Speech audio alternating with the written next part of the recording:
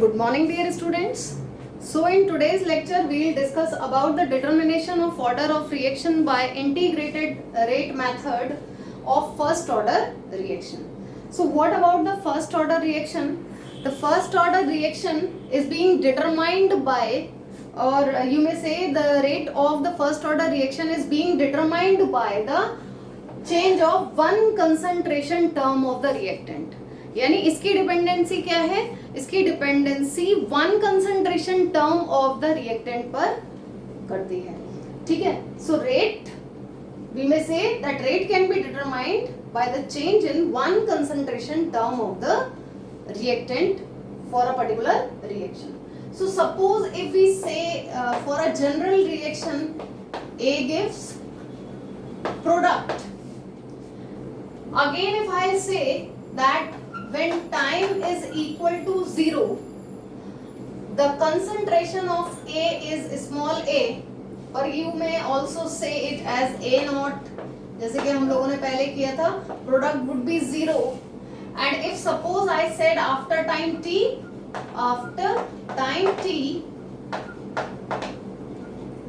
if suppose it is A minus x, means x mole per liter is being consumed after time t, and now the rest of the concentration is A minus x and the product is x. If suppose it means it can also be written like कि ये amount क्या है 80, A not 80, इसको हम A और A minus x करके भी लिख सकते हैं जैसा आपको इजी लगे. ठीक है. न्यूमेरिकल्स में थोड़ा इजी रहता है तो हम A माइनस एक्स के फॉर्म में लिख लेते हैं तो थोड़ा सा न्यूमेरिकल में इजी हो जाता है.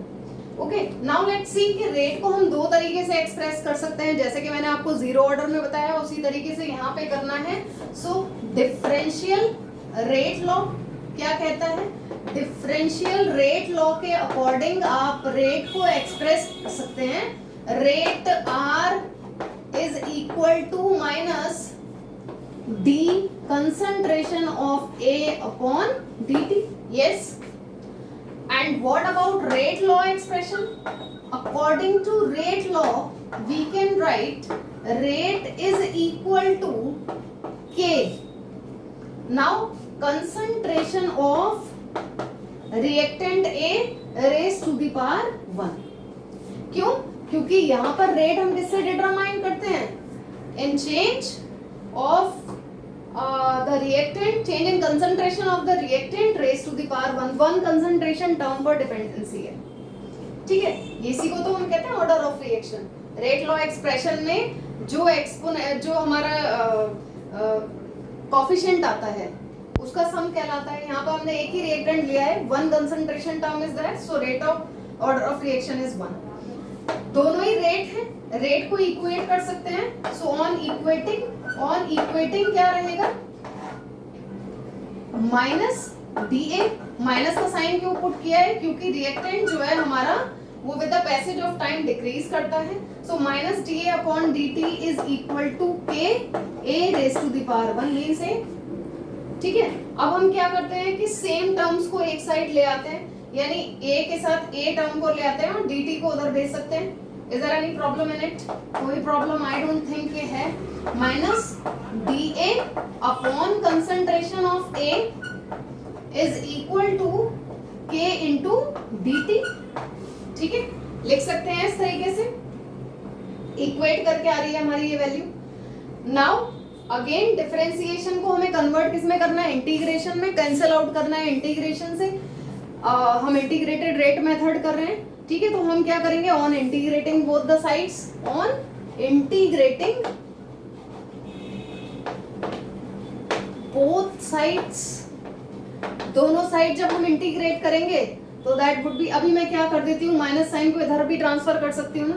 सो आई मे राइट जैसे कि पिछले वाले में किया था. So that would be D concentration of A upon concentration of A is equal to minus K. Integrate करेंगे, कांस्टेंट और नेगेटिव साइन को बाहर निकाल दिया, एंड DT. ठीक है. वैल्यू हमारी क्या आ रही है? यहाँ पर अगर हम इंटीग्रेट कर रहे हैं तो इस इंटीग्रेशन की वैल्यू क्या आती है? DA अपॉन A का वैल्यू आता है हमारा दैट इज ln_a। क्या आता है? ln_a, ln_a, ठीक है। ln_a का मतलब क्या है? log the base e, log the base e a, concentration of a, ठीक है। यही इंटीग्रेट करके आंसर आता है। तो मैं यहाँ ln_a की जगह क्या लिख देती हूँ, यानी नॉर्मल log की जगह क्या लिख देती हूँ, log the base e concentration of a is equal to, ठीक है। अब हमने dt को किया, तो dt को करेंगे तब क्या आएगा? पहले भी किया था, it would be t। Now we will place limit. Limit यहाँ भी लगा सकते हैं, यहाँ भी लगा सकते हैं। इनिशियल कंसंट्रेशन मैंने आपसे क्या कहा? a है, और फाइनल कंसंट्रेशन क्या है? a minus x. लिमिट कैसे लगाते हैं? Initial concentration to final concentration. इसको हम चाहें तो a नॉट और at करके भी लगा सकते हैं, और बाद में वैल्यू प्लेस कर सकते हैं, जैसा चाहें आपको, जैसे सहूलियत हो वैसा कर सकते हैं। यानी यहाँ पर मैं यहाँ पर a नॉट लिख सकती हूँ और यहाँ पर at लिख सकती हूँ। यहाँ पर भी हम क्या करेंगे? पहले क्या है? इनिशियल क्या थी हमारी टाइम? दैट इज 0, और उसके बाद क्या हुई? फाइनल आफ्टर टाइम t, ठीक है। तो लिमिट प्लेस करने के बाद जब हम वैल्यू कैलकुलेट करेंगे तो हम कैसे कैलकुलेट करते हैं? फाइनल माइनस इनिशियल, यानी log the base e a minus x, ठीक है, minus log the base e a। Is there any issue? कोई प्रॉब्लम है? यहाँ पे हमें थोड़ा सा k हमने छोड़ दिया, ये लगाएंगे यहाँ माइनस k, तो आएगा ही आएगा, और फिर आएगा 0 से t टाइम तक, ठीक है। सो अब इसको हम जब कैलकुलेट करेंगे, we would be getting minus k। अब इसकी वैल्यू क्या आएगी? t माइनस 0, t माइनस 0 का मतलब t, तो that would B minus kt, ठीक है। बिल्कुल जीरो ऑर्डर की तरह चल रहे हैं अगर आप ध्यान दे रहे हो तो। और आपको अगर थोड़ी सी भी प्रॉब्लम हो रही हो तो यहाँ पर a माइनस एक्स की जगह at और यहाँ पर a नॉट लगा लीजिए, जैसे वहां पर किया था हम लोगों ने। उस फॉर्म में भी देखेंगे, अभी उसमें कन्वर्ट कर लेंगे, ठीक है। Now what we can do, अब हमने वहां उस केस में क्या किया था? वहां उस केस में हमने क्या किया था कि हम जो है नेगेटिव वैल्यू को उस साइड लेकर गए थे, ठीक है। ध्यान है आपको अगर तो। So log the base e a minus x, इसको ऐसे भी लिख सकते हैं, is equal to minus kt, और ये नेगेटिव को जब मैं इधर लेकर जाऊंगी तो ये वैल्यू क्या हो जाएगी? मेरी पॉजिटिव हो जाएगी। अब हम log द बेस e को न्यूमेरिकल प्रॉब्लम्स को सॉल्व करने के लिए log द बेस 10 में कन्वर्ट कर लेते हैं। log द बेस e को log द बेस 10 में कन्वर्ट करने के लिए हमें क्या करना होता है?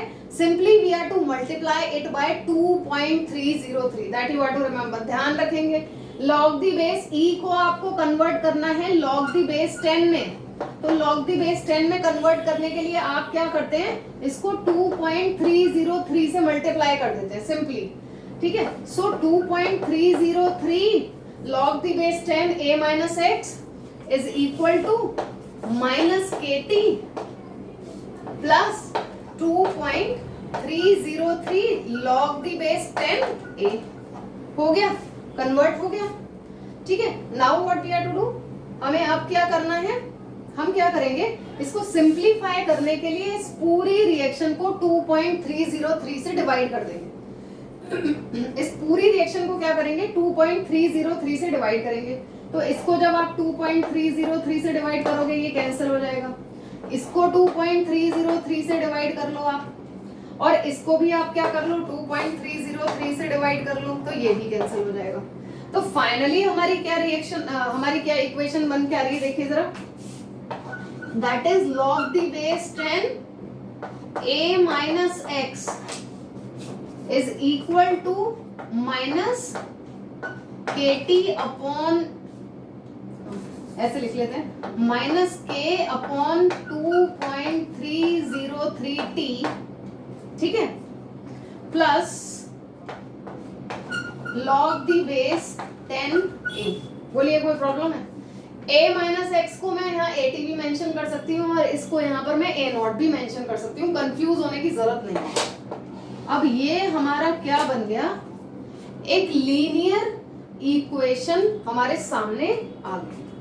जैसे हमने जीरो ऑर्डर में बनाई थी वैसे ही एक लीनियर इक्वेशन हमारे सामने आ गई, जिसको हम y is equal to mx plus c, यानी लीनियर इक्वेशन से कंपेयर कर सकते हैं और एक ग्राफ प्लॉट कर सकते हैं। ग्राफिकली हम क्या कैलकुलेट कर सकते हैं, order of reaction. y axis पे क्या आएगा हमारा, कंसंट्रेशन, ठीक है। x एक्सिस पे क्या आएगा, टाइम। c का वैल्यू यानी इंटरसेप्शन का वैल्यू हमारा क्या आएगा, इनिशियल कंसंट्रेशन। अब ध्यान क्या रखना है, वहां और यहाँ फर्क क्या है, वहां और यहाँ फर्क, देखिए यहाँ भी नेगेटिव स्लोप आ रहा है जीरो ऑर्डर में भी नेगेटिव स्लोप आ रहा था, लेकिन उस नेगेटिव स्लोप की वैल्यू माइनस के थी और इस नेगेटिव स्लोप की वैल्यू अब हमारी, इसकी स्लोप की वैल्यू अब हमारी क्या है, माइनस के अपॉन 2.303।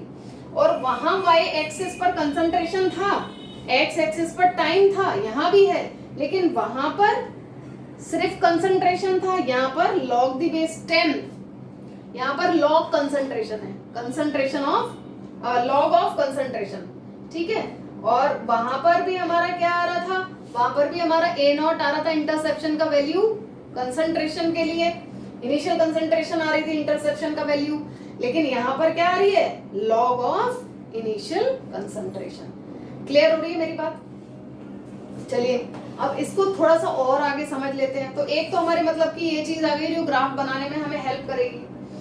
नाउ इसको और किस फॉर्म में लिख सकते हैं, क्योंकि हम यहाँ पर रेट कांस्टेंट का वैल्यू निकालने के लिए इसका यूज करते हैं, तो रेट कांस्टेंट का वैल्यू निकालने के लिए इसका यूज करने की कोशिश करते हैं। इस रिएक्शन पे आ जाएं, ठीक है। log the base e a minus x is equal to minus k t upon log the base e a, ठीक है। मुझे क्या कैलकुलेट करना है, मुझे k को बाहर निकालना है, तो मैं क्या करती हूँ, यहाँ पर पूरा का पूरा kt को बाहर रहने देती हूँ, ठीक है। kt को बाहर निकाल देती हूँ, तो kt हो जाएगा हमारा k, या सीधे सीधे k को ही बाहर निकाल देती हूँ, तो k इज इक्वल टू मैं लिख सकती हूँ 1 अपॉन टी। बोलिए कोई प्रॉब्लम है? k इज इक्वल टू मैं लिख सकती हूँ यहाँ पर 1 upon t. thereafter is equal to, भाई kt को मैंने बाहर निकाल लिया, ये log a आ गया, और इसको जब उठाकर यहाँ पर लाऊंगी तो माइनस में आएगा, so I can write log the base e a, ठीक है, minus log the base e a minus x। या अगर a को मैं क्या लिख दूं, a नॉट लिख दूं, तो थोड़ा सा मेरा स्पेस कम जाएगा यहाँ पर, और साथ साथ क्या करती हूँ मैं, log द बेस e को कन्वर्ट कर देती हूँ मैं log द बेस 10 में, ठीक है। तो log द बेस 10 में जब हम कन्वर्ट करेंगे तो we would be getting 2.303 upon t। बोलिए there is any problem? Not at all I think. और इसे मैं यहाँ लिख देती हूँ log the base 10 a not minus log the base 10 at, लिख सकते हैं ना।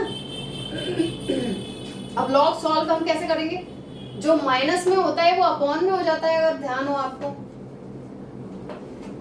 ठीक है। तो इसको हम क्या लिख सकते हैं, k is equal to 2.303 upon t log a not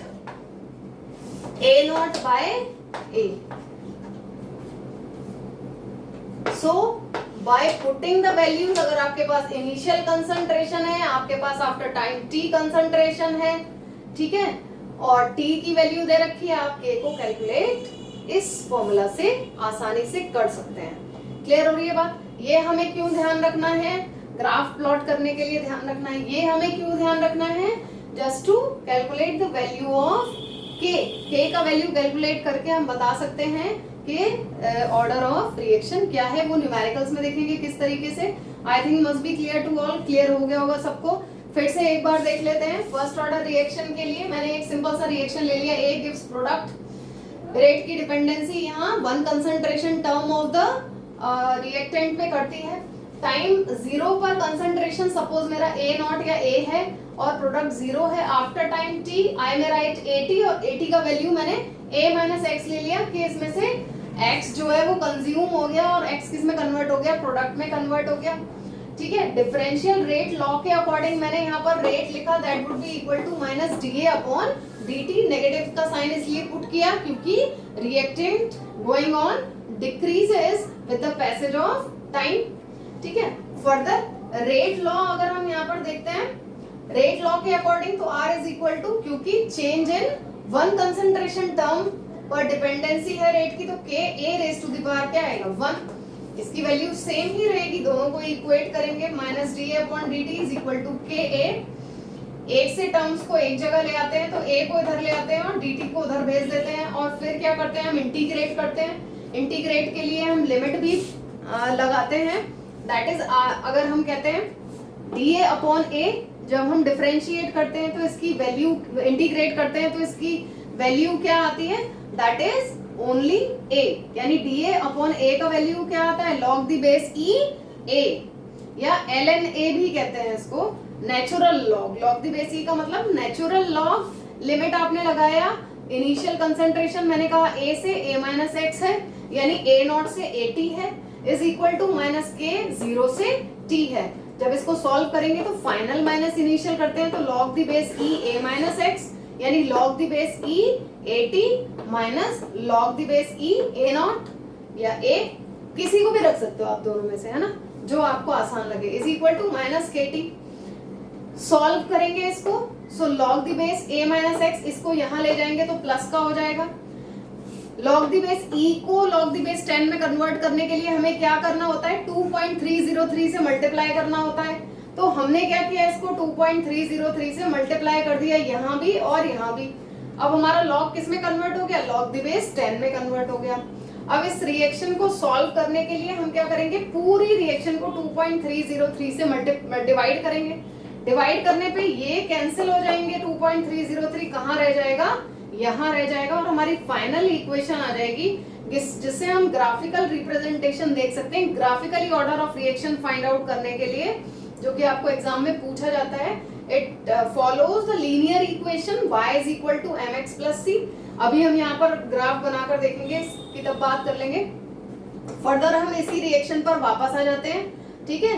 so अगर हम इस रिएक्शन पर वापस, या फिर इस रिएक्शन से समझ लीजिए इसको, ठीक है, केटी है, मैंने अगर इसको पूरी रिएक्शन को नेगेटिव से मल्टीप्लाई किया, तो ये माइनस का हो गया, ये प्लस का हो गया, और ये भी प्लस का हो गया, तो k इज इक्वल टू मैं लिख सकती हूँ 1 अपॉन टी, ठीक है। Log the base a positive का हो गया, और ये वैल्यू क्या हो गई, नेगेटिव की हो गई।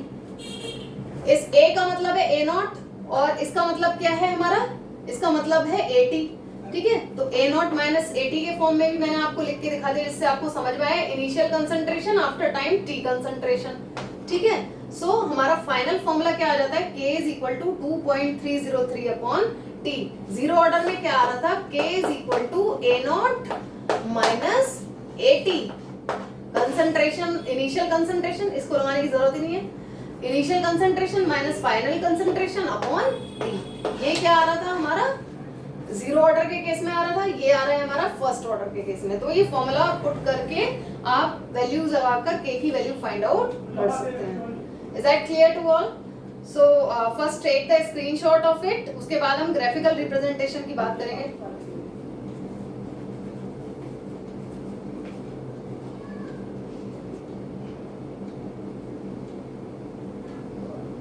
नाउ लेट्स सी, अगर हम ग्राफिकल रिप्रेजेंटेशन देखते हैं फर्स्ट ऑर्डर के केस में, तो इसी रिएक्शन से कंपैरिजन करते हैं। What we are able to see, y is equal to mx plus c, यानी y एक्सिस पर हमारा क्या रहेगा, दैट वुड बी, इसको अब मैं यहाँ पर 80 मेंशन कर देती हूँ, ठीक है, log 80, एंड x एक्सिस पर क्या है, mx, x का मतलब है t, यानी कंसंट्रेशन और टाइम के बीच में हम ग्राफ ले रहे हैं, log द बेस 10 80, या फिर इसको a माइनस एक्स भी आप मेंशन कर सकते हो। What we are able to see, हमारा ग्राफ कैसा आ रहा है, नेगेटिव स्लोप आ रहा है, नेगेटिव स्लोप आ रहा है, जिसमें हमारा इंटरसेप्शन क्या है, इंटरसेप्शन का value that is on the y axis is log the base 10a, या फिर हम इसको क्या कह सकते हैं, log the base 10a not, ठीक है ना, बात समझ में आ रही है। सो जो इंटरसेप्शन ऑन y एक्सिस यानी c का वैल्यू जो हमें दिखाई दे रहा है, that is the log of initial concentration, ठीक है। If we are talking about the slope, slope की बात करें तो स्लोप कैसा है हमारा, नेगेटिव स्लोप है, और वैल्यू क्या है, k upon 2.3 2.303. Okay, so we are getting the negative slope in the case also. उस केस में भी आपने नेगेटिव स्लोप देखा था. फर्क क्या था हमारा, यहाँ पर लॉग नहीं था, केवल कंसंट्रेशन और टाइम के बीच में ग्राफ था, और यहाँ भी लॉग नहीं था, ये इनिशियल कंसंट्रेशन थी, इंटरसेप्शन की वैल्यू, स्लोप का वैल्यू था माइनस के, जो कि यहाँ पर क्या नजर आ रहा है, स्लोप माइनस के अपॉन 2.303. तो एग्जाम में अगर आपसे ये ग्राफ पूछा जाता है, आप ये ग्राफ बना सकते हो. अदरवाइज अगर आपसे ग्राफ पूछा जाता है लॉग A0/A और टाइम में, ठीक है, अगर आपसे ग्राफ पूछा जाता है log A0/A और टाइम के बीच में, तो देखिए हम यहाँ इसकी बात कर रहे हैं, ठीक है. तो आपको क्या कर देना है भाई,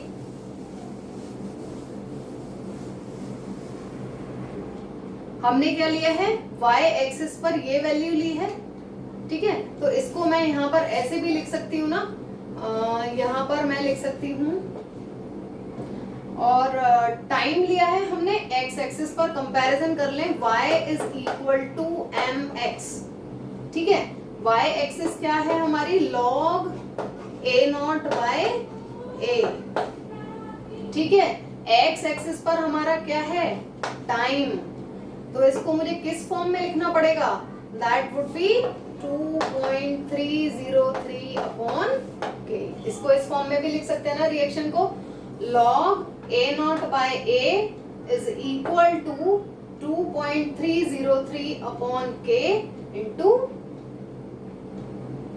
sorry,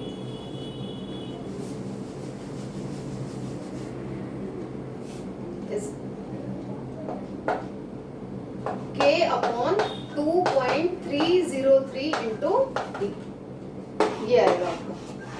इसको इस फॉर्म में भी लिखा जा सकता है. सो अभी हम क्या देख रहे हैं, यहाँ पर हमारा y is equal to mx, straight line graph आ रहा है, ठीक है, और पॉजिटिव स्लोप आ रहा है यहाँ पर, यहाँ नेगेटिव स्लोप नहीं आ रहा है. तो that is also a straight line, that is also a straight line with the positive slope.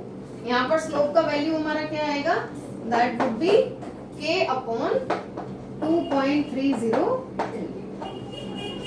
So depend करता है कि आपसे ग्राफ क्या पूछा जा रहा है, अकॉर्डिंगली आप आंसर कर सकते हो. क्लियर हो रही है बात.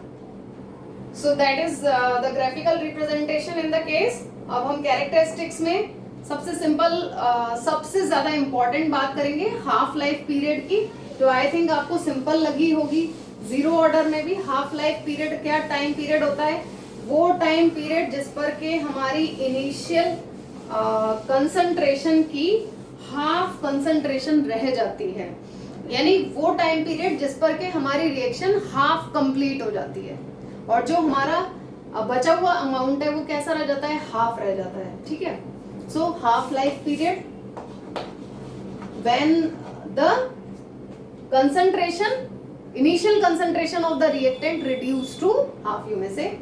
तो हाफ लाइफ पीरियड अगर हम इसमें कैलकुलेट करें, जैसे कि मैंने आपको बताया था कि टी हाफ से डिनोट करते हैं इसको, ठीक है. तो इसी इक्वेशन में हम क्या करेंगे, ये है हमारी equation, k is equal to 2.303 upon t log initial concentration upon time t के बाद कंसंट्रेशन, ठीक है. मुझे कैलकुलेट करना है t half. So t half would be equal to 2.303 upon k. ये हो जाएगा ना, के इधर आ जाएगा, टी हाफ हम इधर लेंगे. जब हम टी हाफ की बात कर रहे हैं तो हमारी जो टाइम टी के बाद कंसंट्रेशन है, यानी टी हाफ के बाद जो कंसंट्रेशन है वो इनिशियल कंसंट्रेशन की क्या रह गई, हाफ रह गई, ठीक है. So I may write A0 upon A0/2. AT का वैल्यू क्या हो जाएगा, A0/2. A0 से A0 कैंसिल हो जाएगा, लॉग तो लिखेंगे ही लिखेंगे, और ये वैल्यू अब हमारी क्या आ गई, log 2. ये 2 कहाँ पहुंच जाएगा, ऊपर. So t half is equal to 2.303 upon k log 2. और हमें सबको पता है log 2 का वैल्यू क्या होता है, 0.3010. याद रखिएगा 3010 अपॉन के. एटलीस्ट log 2 का वैल्यू हमें पता होना चाहिए. जब हम इसको कैलकुलेट करते हैं आता है 0.6932 बाय के. यानी एक चीज हम देख रहे हैं यहाँ पे कि टी हाफ जीरो ऑर्डर में डिपेंडेंसी थी कंसंट्रेशन पे, डायरेक्टली प्रोपोर्शनल होता था, लेकिन यहाँ पर कंसंट्रेशन के इंडिपेंडेंट है। T half is independent to concentration. ये इस फॉर्मूला से भी निकाल सकते हैं और हम चाहें तो a upon a minus x से भी निकाल सकते हैं। a नॉट की जगह अगर मैं लिख दूं a upon a minus x, ठीक है, तो हमने क्या कहा, हाफ लाइफ पीरियड वो लाइफ पीरियड है या वो टाइम पीरियड है जिसमें हमारी इनिशियल कंसंट्रेशन की क्या रह जाती है, जो कंसंट्रेशन रह जाती है वो हाफ रह जाती है।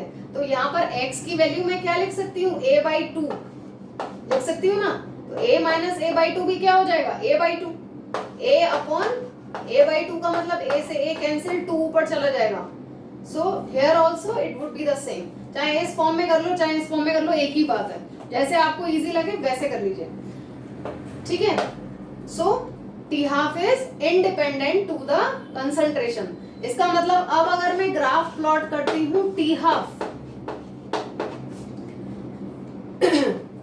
और कंसंट्रेशन के बीच में, तो कंसंट्रेशन के क्या है, independent, would be the straight line parallel to the x axis, concentration axis, ठीक है। और जब हमने उधर ग्राफ प्लॉट किया था टी हाफ और कंसंट्रेशन के बीच में, तो वो कैसा था, that is also the straight line, ठीक है, but coming from the origin.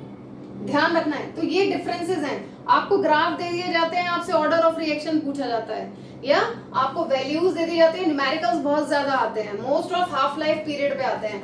Half life को वो t3/4 बना देते हैं, t99% बना देते हैं, t100% बना देते हैं। तो accordingly we are to use our brain, और उसके बाद हमें सॉल्व करना है, कुछ भी नहीं है। न्यूमेरिकल्स जब डिस्कस करेंगे नेक्स्ट लेक्चर में तब उसके बारे में बात करेंगे। Till the time practice for that, zero first order को अच्छे से तैयार कर लीजिए, ठीक है। और अपने हाथ से करके प्रैक्टिस कीजिएगा, जो है सॉल्व अपने आप से करने की कोशिश कीजिएगा। लेक्चर देखिए एक बार, चाहे फेयर कॉपी पे इसमें से देख के करें, लेकिन रफ पे अपने आप से निकाल के देखेंगे, करके देखेंगे, क्लियर हो जाएगा कंसेप्ट। तो न्यूमेरिकल्स में कोई प्रॉब्लम नहीं आएगी। बहुत सिंपल से न्यूमेरिकल्स आते हैं टॉपिक्स पर, और बड़े इंपॉर्टेंट न्यूमेरिकल्स हैं, आते ही आते हैं एग्जाम में। So you have to prepare for that. Thank you.